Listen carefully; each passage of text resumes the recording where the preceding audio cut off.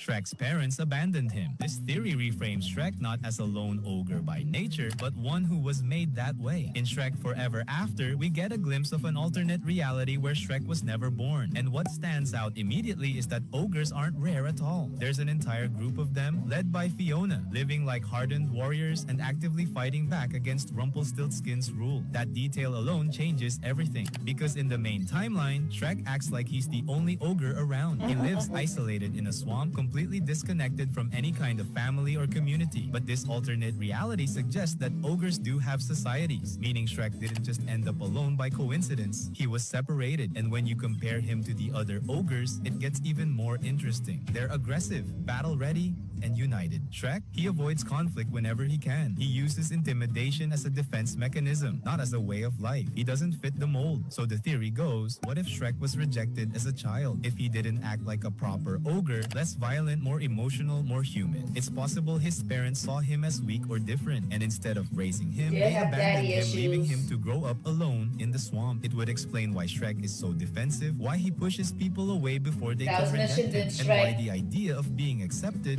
by 3. Fiona, by Donkey, hits so hard. Because if this is true, Shrek wasn't born a loner. I He was said left to that. Comparison between like the ogres from Shrek 3, because that's the only time we really see other ogres, so I get why he like, compared it. I feel like though they were really big and strong because they were in a war and they literally were fighting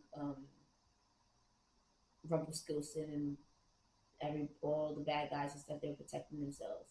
So they kind of had to, get. But then also that's in every timeline though, because Shrek was a target too. His fat ass didn't even get to the gym not once. Like I don't know.